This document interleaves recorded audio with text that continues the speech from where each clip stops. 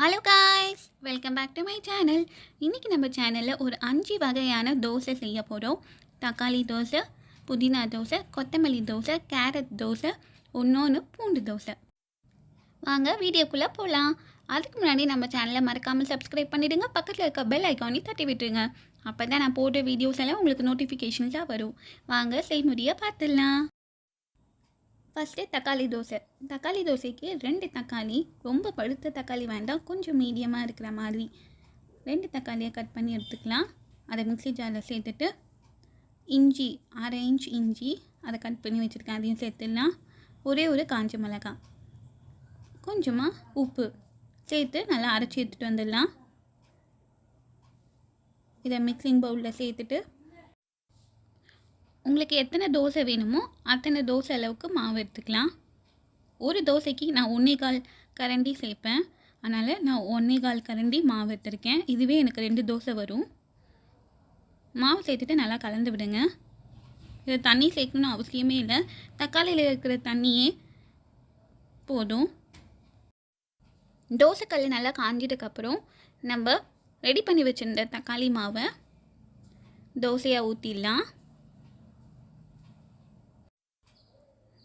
தோசை ஊற்றிட்ட உடனே எண்ணெய் சேர்த்துடலாம்.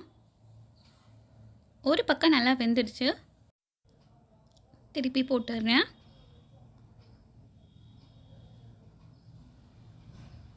பாருங்கள் தக்காளி தோசை எவ்வளோ சூப்பராக வந்திருக்குன்னு.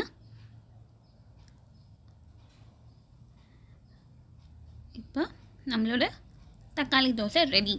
நெக்ஸ்ட்டு புதினா தோசை செய்யலாம். புதினா ஒரு கைப்பிடி அளவுக்கு எடுத்துக்கோங்க. இந்த அளவுக்கு புளி எடுத்துக்கலாம். ஒரே ஒரு காஞ்ச மிளகாய், இதுக்கு தேவையான அளவுக்கு உப்பு சேர்த்துட்டு தண்ணி கொஞ்சமாக சேர்த்து அரைச்சி எடுத்துகிட்டு வந்துடலாம். அரைச்சி எடுத்துகிட்டு வந்தாச்சு. இதை மிக்சிங் பவுலில் சேர்த்துட்டேன். தோசை மாவு சேர்த்துக்கலாம். தண்ணி சேர்க்க வேண்டாம், ஏன்னா நம்ம புதினா அரைக்கும் போதே தண்ணி சேர்த்து தான் அரைச்சோம். மாவு கலந்தாச்சு. இப்போ தோசைக்கல்லில் தோசை ஊற்றிடலாம்.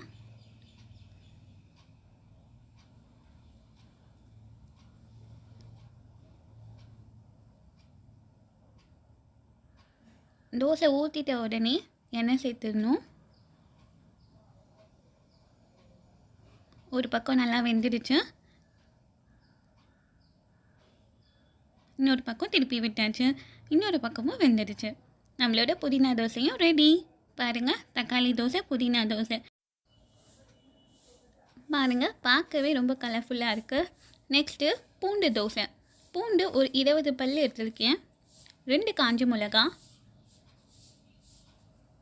இதுக்கு தேவையான அளவுக்கு உப்பும் சேர்த்துடலாம். இதை நல்லா அரைச்சி எடுத்துகிட்டு வந்துடலாம். கொஞ்சம் கோஸாகவே அரைச்சி எடுத்துகிட்டு வாங்க. இது ஒரு கிண்ணத்தில் சேர்த்துடலாம். நம்ம நார்மலாக தோசை ஊற்றுற மாதிரியே இப்போ ஊற்ற போகிறோம்.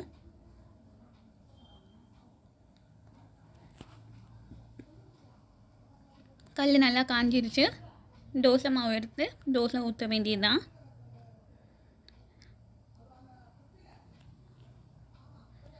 தோசை ஊற்றிட்ட உடனே எண்ணெய் சேர்க்கக்கூடாது.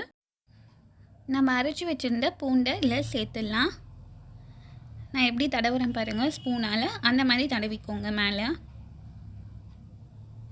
இந்த மாதிரி டிஃப்ரெண்ட்டாக செஞ்சு கொடுத்தா தான் பசங்களும் விரும்பி சாப்பிடுவாங்க. இதில் இருக்கிற காரமும் அந்த பூண்டோட சுவையும் செம்ம டேஸ்ட்டாக எடுத்து கொடுக்கும். இது ஃபுல்லாக தடவிட்டக்கப்புறம் எண்ணெய் சேர்த்துக்கோங்க. இப்போ ஒரு பக்கம் வெந்துடுச்சு, நல்லா பேப்பர் ரோஸ்ட் மாதிரி இருக்குது பாருங்கள். இன்னொரு பக்கம் திருப்பி விட்டுருங்க. திருப்பி போட்டுட்டு அந்த பூண்டு தடவின இடம் ரொம்ப வேக விடாதீங்க, ரொம்ப தீஞ்சிடும். டக்குன்னு உடனே எடுத்துடலாம். நம்மளோட பூண்டு dosa ready. Next dosa carrot dosa. Carrot, ஒரு வெங்காயம், ஒரே ஒரு தக்காளி, ஒரு பச்சை மிளகாய், கொஞ்சமாக கொத்தமல்லி, இது எல்லாத்தையும் நல்லா மிக்ஸ் பண்ணிவிட்டு கொஞ்சமாக உப்பு சேர்த்து நல்லா மிக்ஸ் பண்ணி விட்டுருங்க. இப்போ நல்லா மிக்ஸ் பண்ணி எடுத்துக்கிட்டாச்சு. எப்பயும் போல் நம்ம கல் சூடானவுடனே தோசை ஊற்றிக்கலாம். தோசை ஊற்றிட்ட உடனே நம்ம மிக்ஸ் பண்ணி வச்சுருந்த கேரட் பொடியை இல்லை சேர்த்துடலாம்.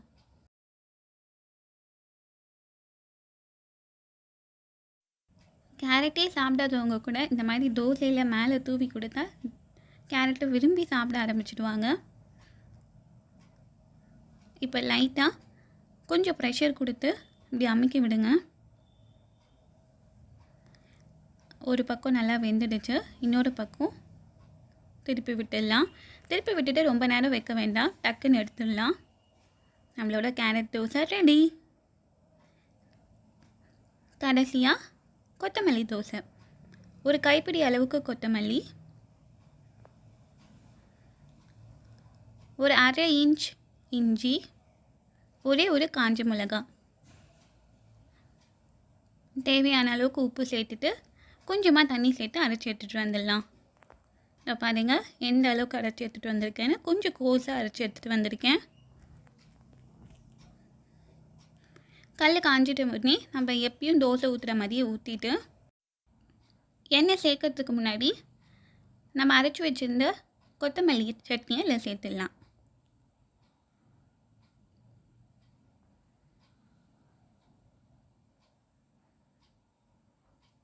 நல்லா தோசை ஃபுல்லாக ஸ்ப்ரெட் பண்ணி விட்டுருங்க.